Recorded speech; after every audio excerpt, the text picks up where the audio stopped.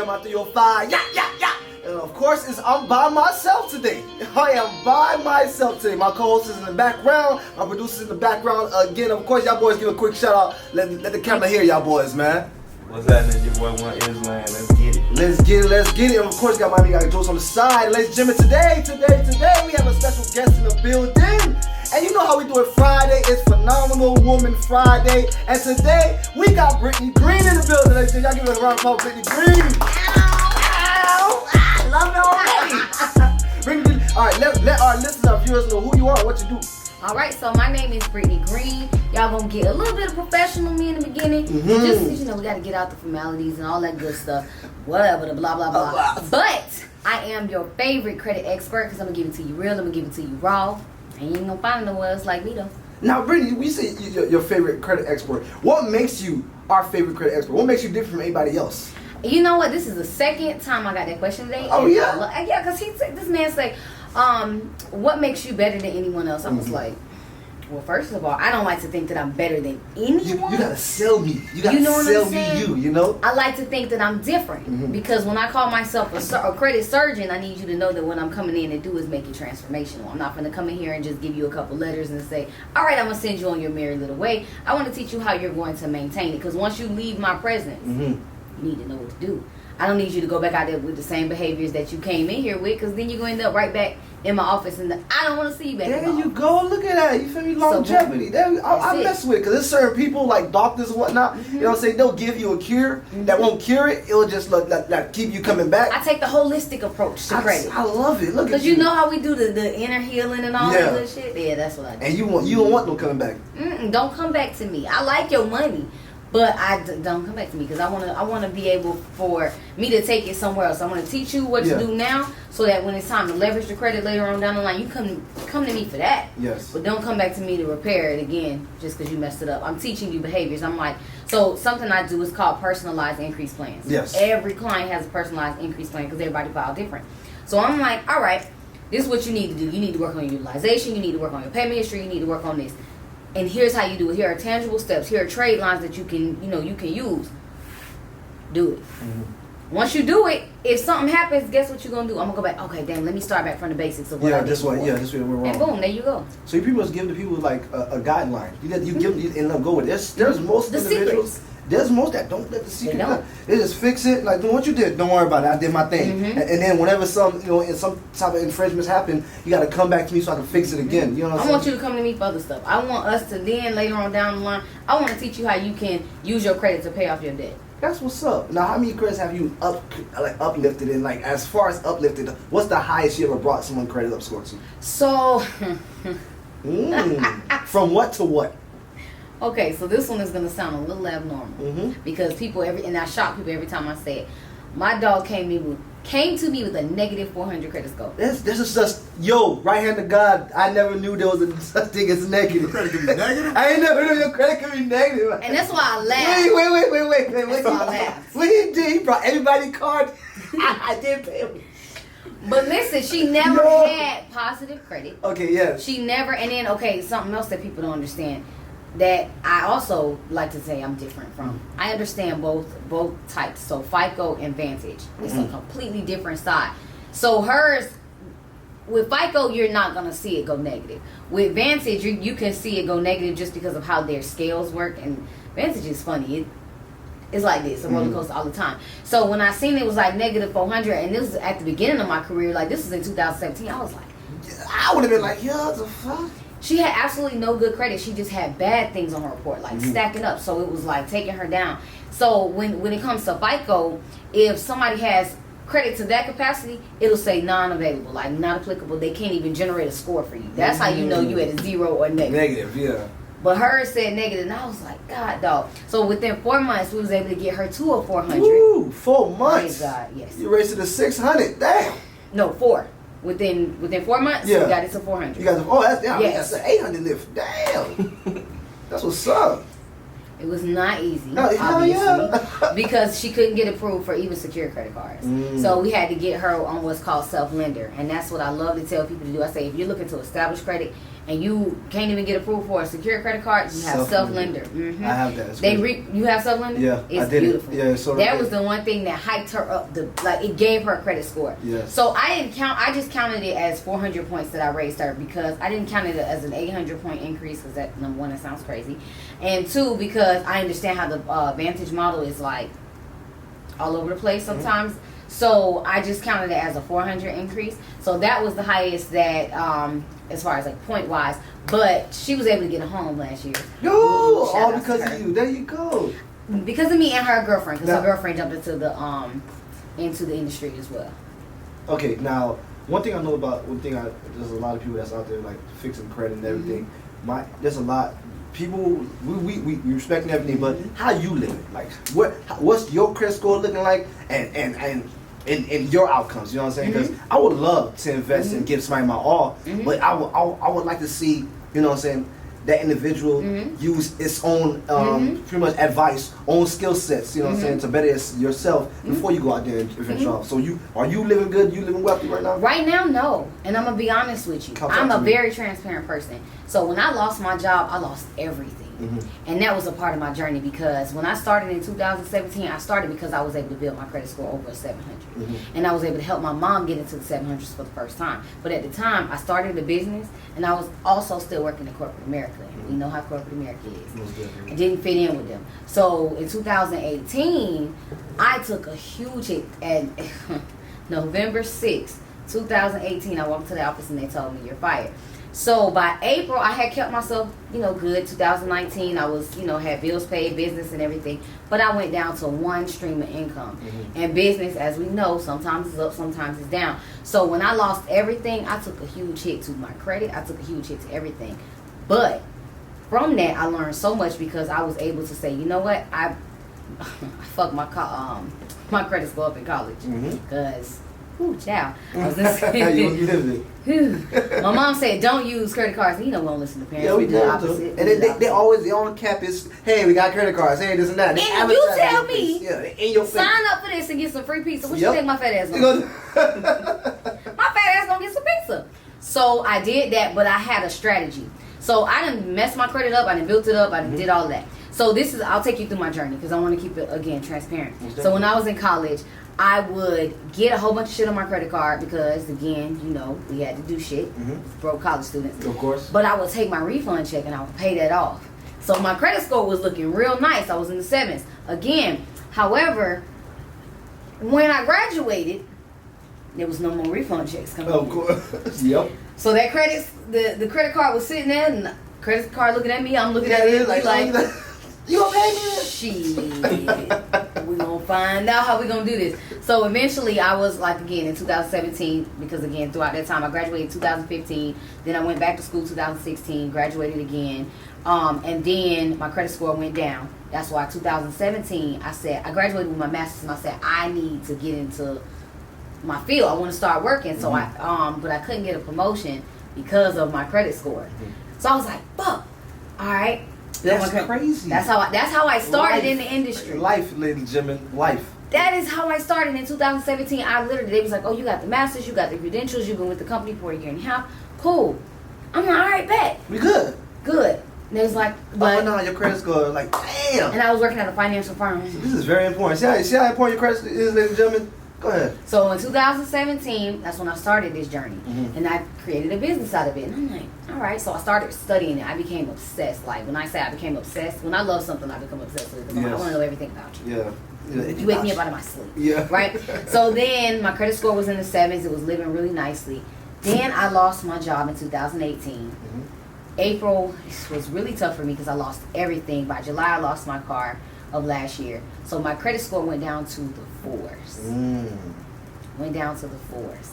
But by the grace of God, and by the grace of me knowing what to do, I was able to bring it back up to 6. So we're working our ways back up to 7. There we go, ladies and gentlemen. You know what I'm saying? There we go, Britt. You know what I'm saying? And I'm going to be honest with you. Yes. A lot of people aren't able to be transparent about that because it's like, oh, I want to wear this. But you got to understand life happens. Life happens. It's to the best of us. So if life happens to you and you have the education to bring yourself back out of that hole with the right steps, you're going to be all right. My thing is that's my thing is like I was trying to get to the bottom of me trying to understand whether or not I can trust you. Mm-hmm. By me hearing your journey, of course I can, because of the fact that you know what I'm saying, you've kept it real, you kept it transparent, and you didn't give up. You know what I'm saying? You went through the trials and tribulations. That's one thing a lot of people like for others to do is relate to their life stories. You know what I'm saying? So now I'm like, okay, cool. Since you've been through it, you've done it. Okay, now I can trust you and I can put it all into you. Now, as far as like, hold on, let me add something real quick.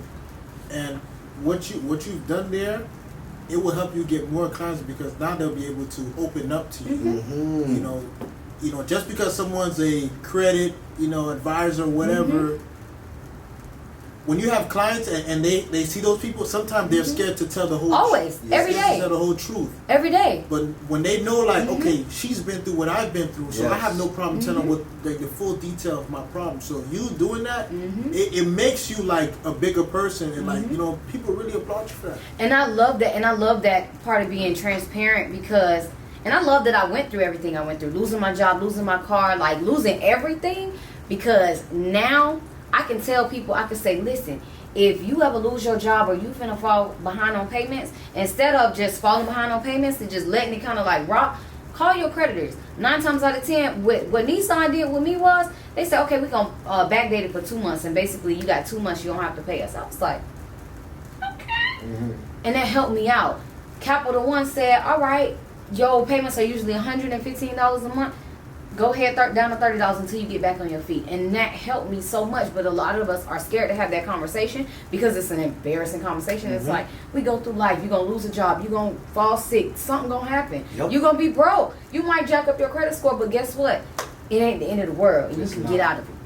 Most definitely, Britt, like as far as from that experience, is there one lesson? There was a lesson that you would like to tell anybody. What would it be? What you learned from it?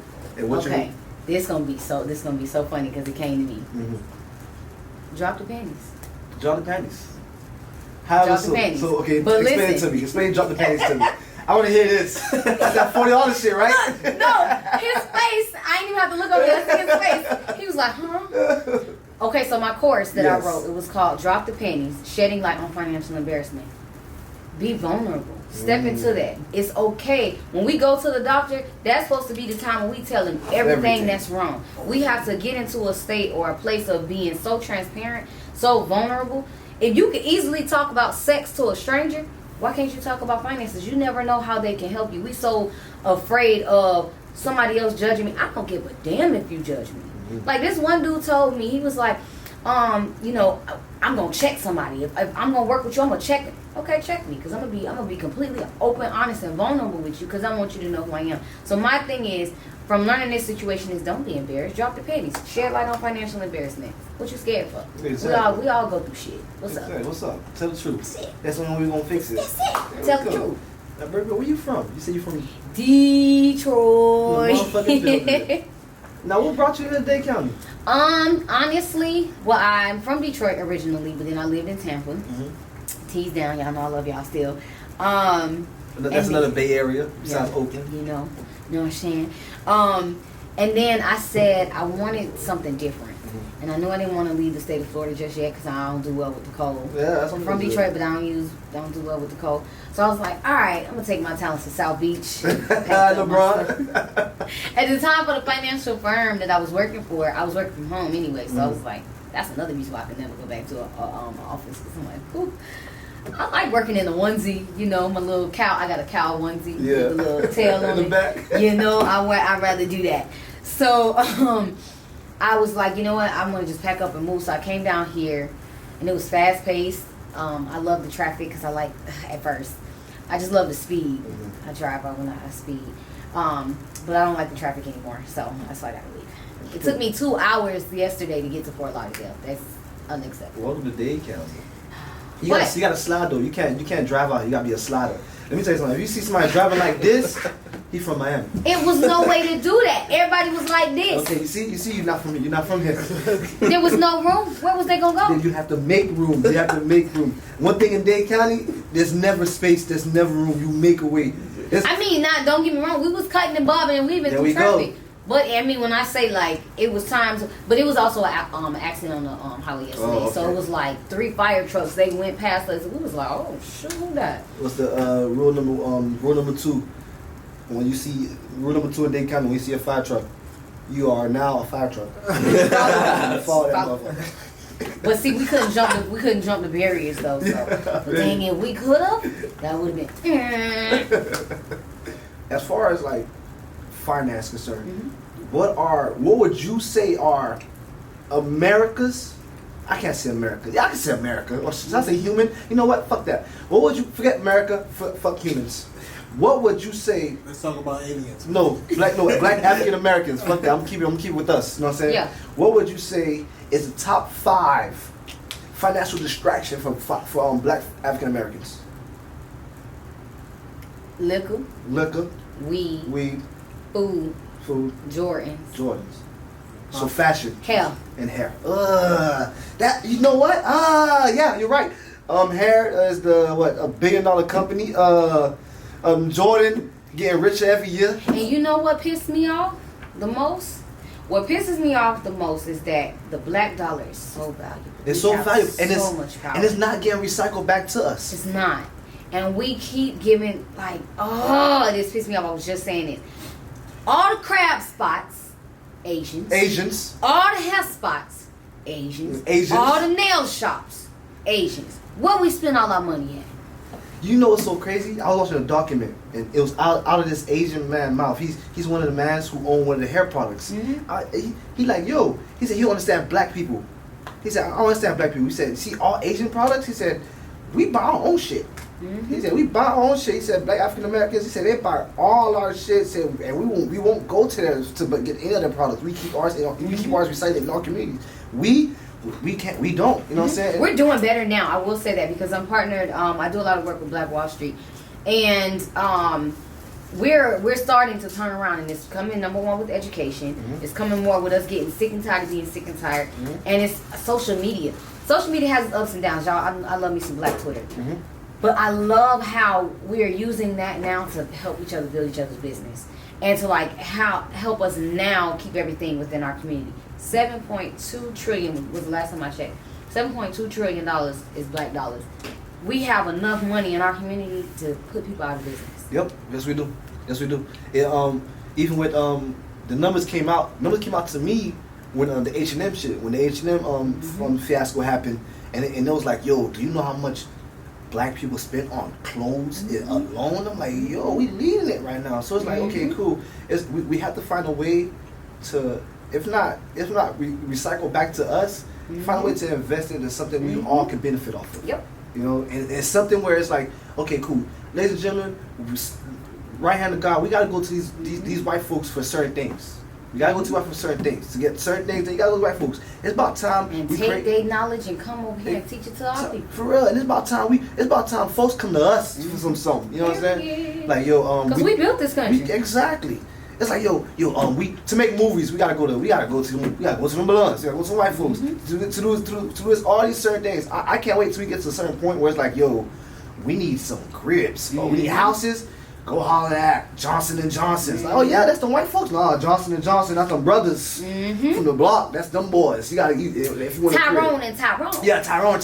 You know what I'm saying? Malik. You know what I'm saying? Malik. Tyrone kind of question, bro. I don't know. I'll tell Jimmy. I'll be in Section 8, goddamn. So I can't wait until that happens. You know what I'm saying? Tyrone. We gonna be fuck that. We gonna open the Tyrone. You know Come on, show them what black business is about. So that's our distractions. That's our distractions. And as far as we all know one thing about the world, and me, myself, and I believe that we all know our problems. You know what I'm saying? What ways can we fix these certain education? Yes. Discipline. Get out of that crab in the barrel mentality.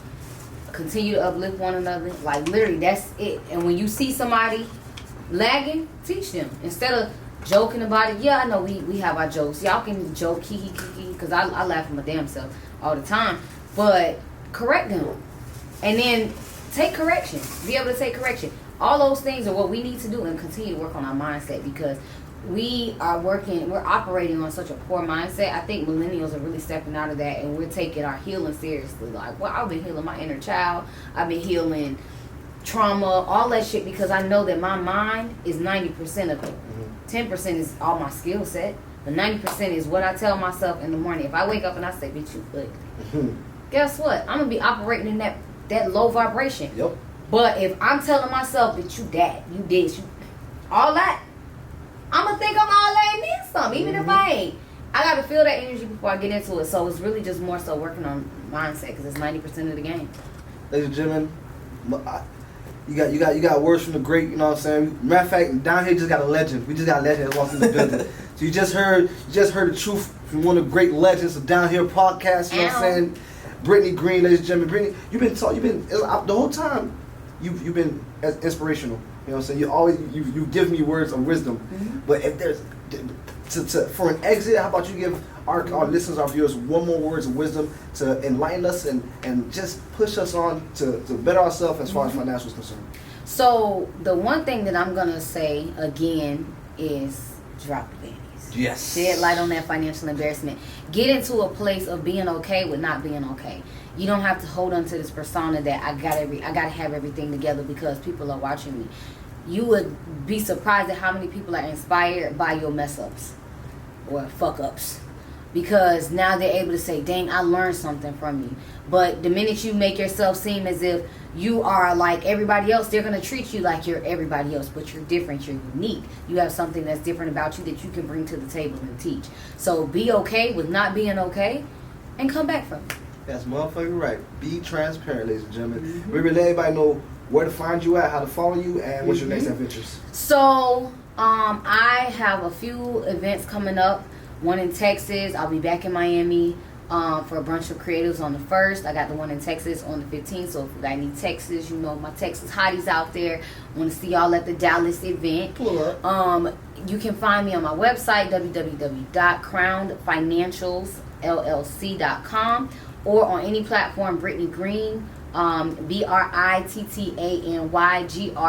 GREENE, and don't forget the E, baby. And don't forget the E, baby. Brittany Greene, the motherfucking building. Like I said, it's Friday, Phenomenal Woman Friday, Down Here podcast. I am your host, Gama 305. In the background is my two boys, Mommy Got Jokes, and my producer, you know what I'm saying? But we here. Thank you for listening. Britt, say everybody bye-bye. Have a good night.